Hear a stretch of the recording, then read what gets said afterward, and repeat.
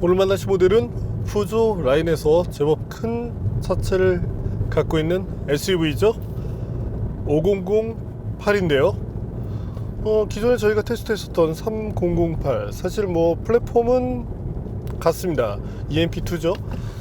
그것과 같지만 거기서 차체를 더 키워서 상급 모델로서 포지셔닝 하는 것이 지금 타고 있는 5008인데요. 사실 이 대시보드를 비롯해서 분위기로 본다면 기존 하위 모델 대비 큰 차이는 없습니다. 공간에 대한 그 이점, 특히 이제 3열에 대한 이점이 이 차의 자랑거리가 될 텐데, 자, 그럼 이와 같은 5008이 푸조의 대표 SUV로서 어떤 매력을 보여주는지 잠시 후 함께 느껴보시겠습니다.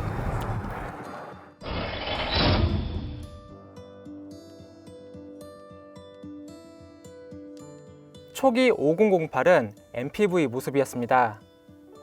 하지만 SUV 인기가 상당하다 보니 푸조도 2세대 모델을 SUV로 변경해 출시했습니다. 현재 푸조 라인업 중에서 가장 큰 SUV 역할을 5008이 합니다. 쉽게 5008은 3008의 롱휠 베이스 버전이라고 보시면 되는데요. 3008에서 전체 길이는 190mm, 휠베이스가 165mm 길어졌습니다. 이를 활용해 3열 시트를 추가했고요. 전면부는 3008과 비슷한 디자인이죠. 날카로운 헤드램프, 입체적인 그릴 등 푸조만의 개성이 잘 살아납니다. 측면은 3008과 다른 모습인데요. 한눈에 봐도 더 길고 안정적인 모습이죠. A필러부터 D필러까지 연결된 금속 장식도 눈길을 끕니다. 후면부는 푸조 SUV의 특징을 따르는데 블랙 패널에 사자가 발톱으로 핥힌 느낌을 표현한 리어램프가 특징입니다. 범퍼 하단의 멋스러운 머플러도 좋은데 진짜는 아니고 모양만 낸 것입니다. 2세대 아이콕핏으로 불리는 인테리어도 여전하죠. 미래지향적인 디자인은 물론 소프트 터치 폼, 가죽과 박음질 마감, 직물, 금속 등을 적절하게 사용했다는 점도 만족스럽습니다. 앰비언트 라이트도 볼 수 있는데 썬루프 쪽에도 조명이 나옵니다. 작은 스티어링 휠이 앙증맞죠? 패들도 있습니다. 계기판 테마와 색상도 바꿀 수 있고 운전자가 원하는 정보로 꾸밀 수도 있습니다. 인포테인먼트 시스템은 피아노 건반을 연상시키는 버튼과 터치를 통해 조작할 수 있습니다. 스마트폰 내비게이션을 사용한다는 개념 때문인지 시원하게 내비게이션은 뺐습니다. 후방 카메라는 영상을 합성해 주위를 보여주는 방식을 사용합니다. 시트는 스포티하게 생겼는데 몸을 단단하게 잡아주는 성격은 아닙니다.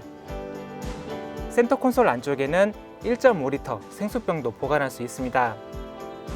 5008의 진짜 매력은 뒷좌석에 있습니다. 공간이 넓죠?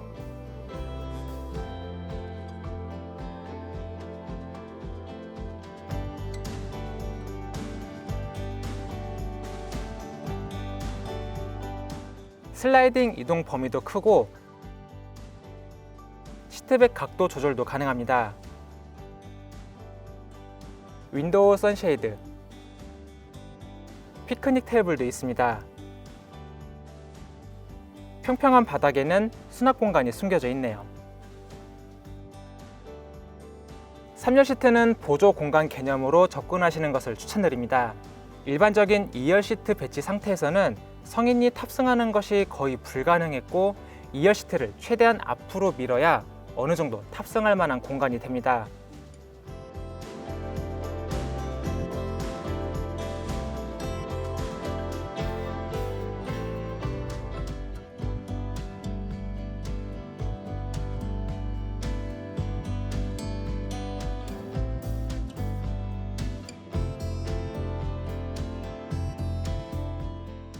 잠시 5008이 들려주는 감성 측면의 소리를 들어볼까요?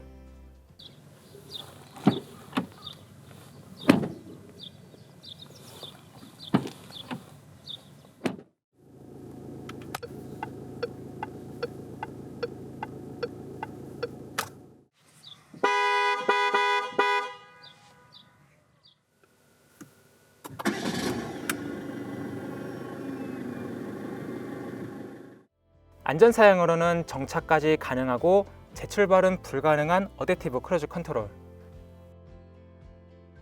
전방 추돌 경고 및 긴급 제동, 차선 이탈 경고 및 방지, 오토 하이빔 등 기능이 탑재됐습니다. 푸조의 SUV 라인업은 2019년도에 들어서면서 1.6L 디젤이 1.5L로 배기량이 축소되고 변속기는 6단에서 8단 자동으로 변경됐습니다. 푸조가 만든 7인승 SUV의 매력 포인트와 장단점을 확인해 보겠습니다.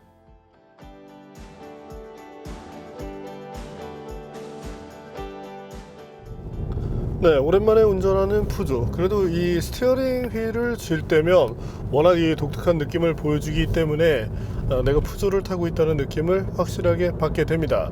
뭐 예전에도 토요타의 프리우스를 비롯해서 일부 모델들이 이렇게 좀 슬림한 이런 사이즈를 갖고 있었죠. 어쨌든 운전을 할 때 의외로 편하다는 것도 장점으로 부각이 됩니다. 자, 앞서 보신 것처럼 분위기, 직물 시트, 어떤 그 직물 소재를 활용한 것이 특징이긴 한데, 네, 사실 쓰는 입장에서는 불편함이 없습니다.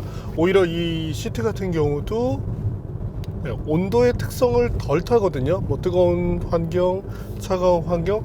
그래서 직물 시트가 유리한 측면도 많은데, 일단 국내 소비자분들께서는 이런 부분에 대해서 크게 좋아하지는 않죠.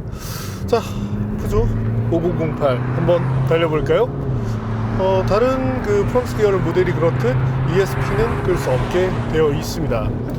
차량 성격상 크게 필요한 부분도 아니고요. 자, 가속 페달을 밟고 엔진의 출력을 끌어낼 때 초기부터 차가 달려나갈 때 그렇게 폭발적인 느낌은 아닙니다. 아무래도 저배기량 엔진에서 출력을 뽑아내기 때문인데요.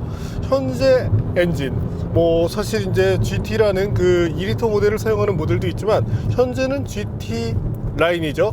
네, 1.5리터 블루 HDI 엔진을 사용하고 있는데 아무래도 배기량이 적다 보니까 최고 출력도 130마력, 최대 토크도 30.6kgm/m 정도에 묶여 있습니다. 하지만 배기량 대비 어떤 효율성 측면으로 놓고 본다면 그렇게 빠지는 수준은 아닌데요. 특히나 국산 디젤 엔진 이런 것들과 비교를 한다면 조금 차이가 나는 성능, 적어도 이 효율성 부분에서는 잘한다고 칭찬을 아끼고 싶지 않습니다. 거기에 이 푸조가 또 잘하는 것이 예전 폭스바겐 게이트 한참 시끄러웠었죠. 당시 가장 문제가 됐던 것이 결국엔 이제 배출가스 부분인데, 푸조 시트로행은 그 부분에서 최고를 달리고 있습니다. 현재도 여전히 그렇고, 때문에 저배기량 엔진에서 어떤 부담스러운 그런 요건이 더 많을 것 같지만 이 에미션 부분을 확실하게 처리하면서 효율성을 가져가는 것. 여기서의 효율성이란 이제 연비 측면이 되는데요. 그것이 바로 이 푸조 1.5L 엔진이 갖는 장점이라고 봐주시면 됩니다. 이와 같은 엔진과 맞물려 있는 변속기는 8단 자동인데요. 다른 차도 그렇듯 이 아이신제 EAT8이라는 변속기가 맞물려 있습니다. 변속 속도라든지 그런 부분에서 적당한 수준을 보여주고 있고, 패들이 달려있긴 한데 사실 이 컬럼에 달려있다 보니까 조작성 자체가 좋은 편은 아니지만 어쨌든 이 패드를 통해서 변속기를 조작할 때 생각보다 빠른 반응을 이끌 수 있어서 좋네요. 또한 저속에서 가감속이 계속 이루어지는 경우 다른된 변속기들이 대부분 이제 쇼크를 보이는 그런 약점을 갖는 경우가 있는데, 현재는 그런 부분에서도 문제를 보여주고 있지 않습니다. 자, 그렇다면 이와 같은 파워트레인을 기반으로 한 발진 가속 성능을 한번 볼까요?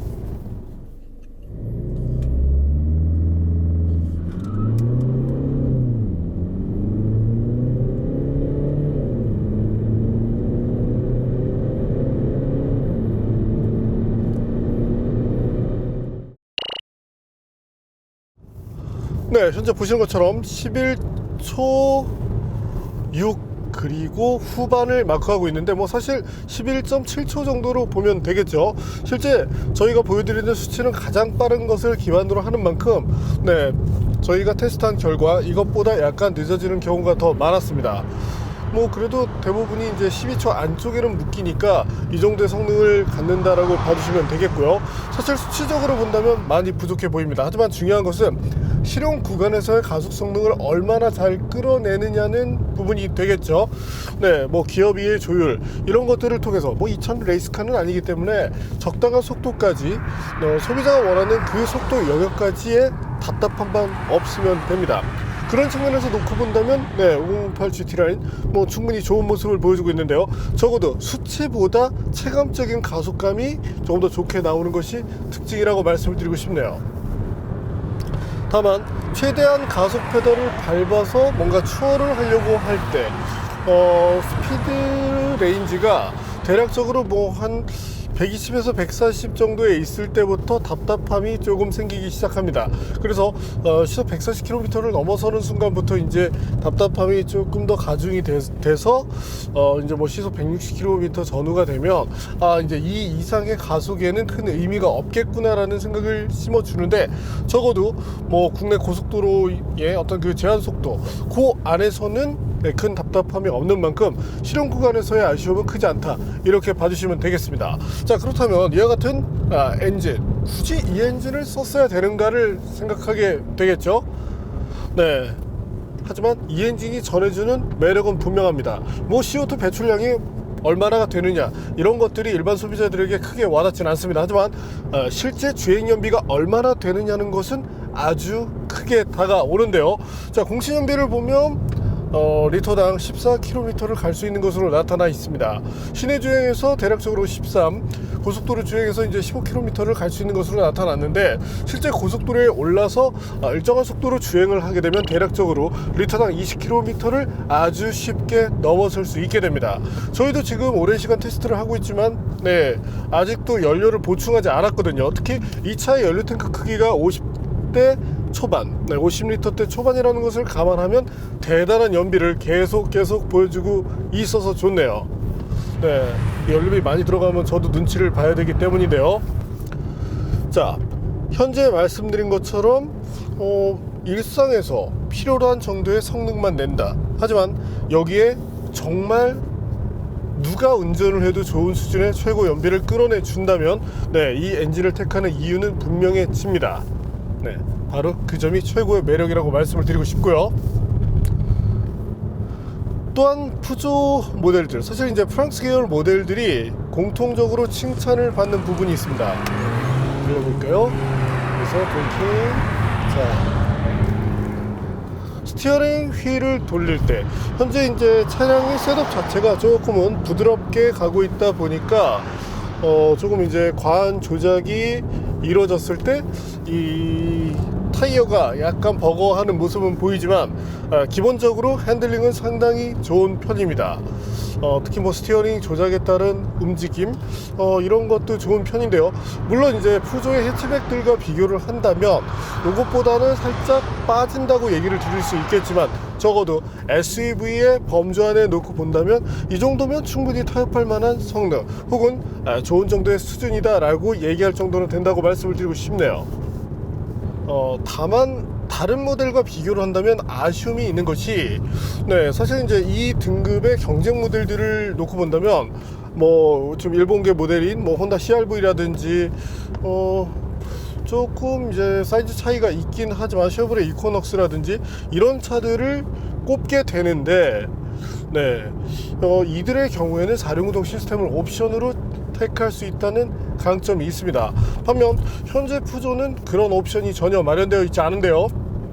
SUV 자체를 활용성에만 놓고 바라본다면 네, 뭐 현재 스펙으로도 충분할 수 있지만 4륜구동 시스템이 가미가 되면 험로에 대한 주파 능력이 강해집니다. 물론 뭐 오프로드를 가자는 것은 아니지만 적어도 뭐 국내 같은 경우 강원권 환경에서 눈이라도 만나면 이 4륜구동 시스템에 대한 필요성이 어느 정도 부각이 되는데, 그런 부가적 옵션이 없다는 것은 향후에 좀 푸조가 고민할 필요가 있다고 생각이 되네요.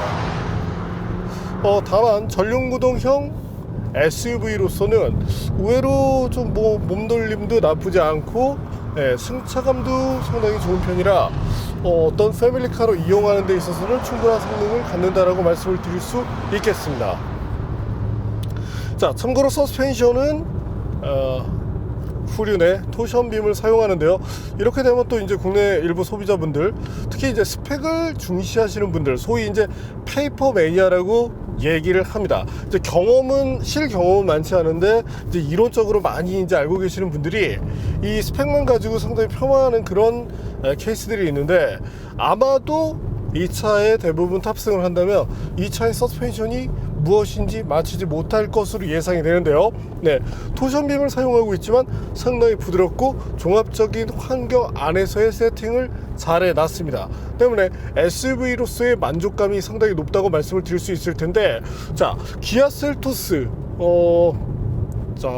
이 4륜구동 모델, 네, 멀티링크를 사용하죠. 그것과 승차감을 비교한다면 어떨까요? 멀티링크니까 무조건 좋을 것 같죠? 그렇지 않습니다.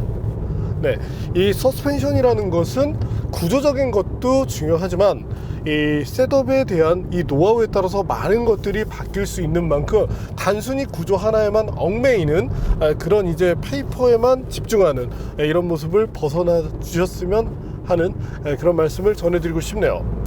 세상에 정말 다양한 차들이 있고 정말 좋은 토션빔 서스펜션도 많거든요. 뭐 특히나 이제 폭스바겐 골프 같은 경우도 이 과거 국내도 들어왔지만 1.6L 버전의 서스펜션, 상당히 잘 만들어진 서스펜션 중에 하나였습니다.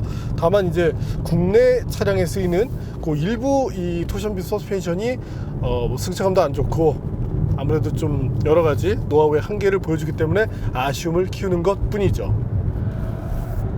자, 코너링 때 이 타이어가 약간 버거워하는 느낌이 있긴 한데, 그래도 ESP가 적당하게 잘 개입을 해주고 있습니다. 이게 갑작스럽게 개입하는 것이 아니라 부드럽게 개입을 해주기 때문에 실제로는 이 계기판상에서 계속적으로 점등이 되고 있긴 하지만 운전자는 그런 것들을 쉽게 느끼지 못하게 되거든요. 네, 그런 측면은 뭐 푸조가 상당히 좀 셋업을 잘했다고 할 수 있게 되겠습니다. 다만 이제 이 상황에 따라서는 좀 이런 온오프 기능을 만들어주면 좋겠는데, 역시 프랑스 회사들에게 이런 거를 바라는 것은 다소 무리겠죠. 자, 그럼 이번에는 푸조 5008 과연 제동 성능이 얼마나 되는지 한번 볼까요?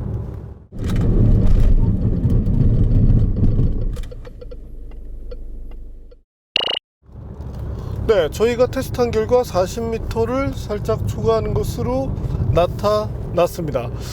여기서 이제 테스트가 반복되면 이제 소폭 밀리긴 하지만 적어도 이제 이 일반적인 SUV들 또한 이제 대중 브랜드의 어떤 그런 모델로서는 그래도 무난한 수준이기 때문에 이것 자체가 큰 아쉬움이 되지는 않습니다. 다만 이 차에 이제 탑승할 수 있는 승객수 최대 이제 7명이 되죠.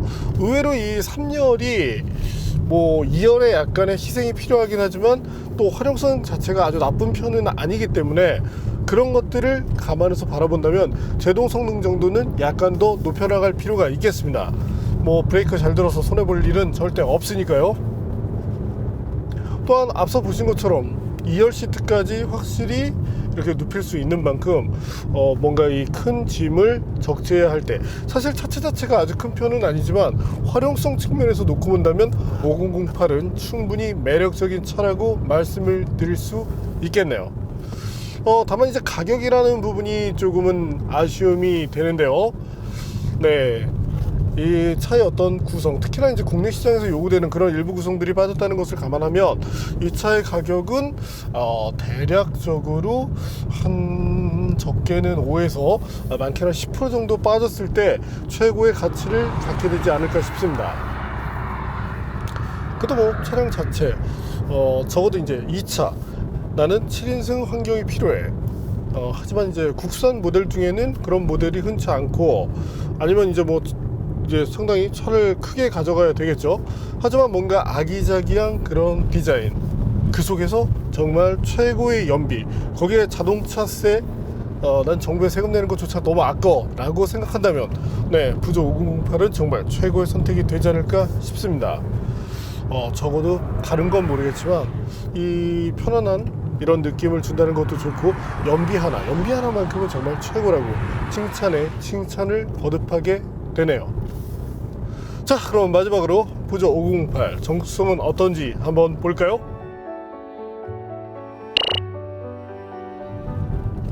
밖에서는 엔진이 딸딸거리는 소리를 상당히 많이 들려주었는데 실내에서의 소음은 충분히 좋은 모습이었습니다. 다만 차가 달리는 환경에서 60dB를 약간 넘어섰죠. 표준적으로 승용차들의 이제 어떤 그 기준을 저희가 60 정도로 보고 있는데 요즘은 정수성도 상향 평준화되는 만큼 네, 이것보다는 수치가 좀 떨어지는 모습인데 그 수치에서 약간 올려간다는 점. 네, 유럽 차들이 어떤 그 MVH에 대해서 조금 너그러운 것은 좋지만 이런 부분만 잡아준다면 만족감이 커질 것 같습니다.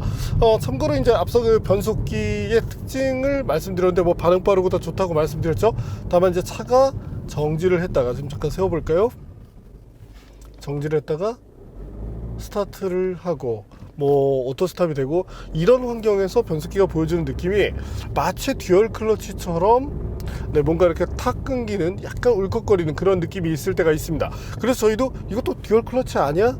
혹은 푸조가 이것도 MCP로 돌아간 거 아니야 라고 의심을 했었는데 네, 이 효율을 극대화시키기 위해서 이 동력을 끊어버리는 그런 기능 때문이었습니다. 뭐 연비에 올인한 건 좋았지만 이런 부분도 조금 더 세련되게 다듬어 준다면 네, 전체적인 푸조 5008의 이 가치가 조금 더 향상되지 않을까 싶네요. 차량 자체는 정말 좋았으니까요.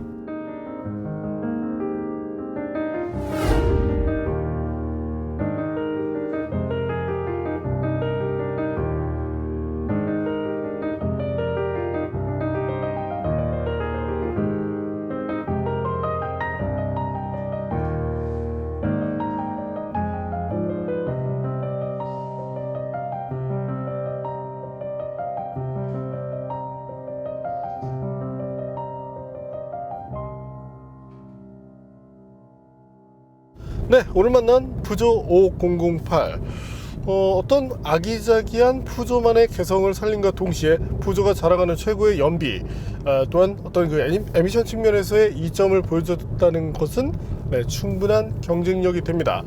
다만 이제 앞서 말씀드린 것처럼 선택의 폭을 넓혀주기 위한 네, 4휠 드라이브 시스템 이런 것들만 갖춰진다면 거기에 통풍 시트요 이런 것들만 갖춰진다면 정말 다수의 소비자들이 선택할 수 있는 그런 매력적인 SUV로서 포지셔닝 하게 되지 않을까 싶네요. 네, 오늘은 정말 뭐 개성 넘치는 그리고 의외로 활용성이 정말 좋았거든요. 네, 그런 푸조 5008을 만나봤습니다.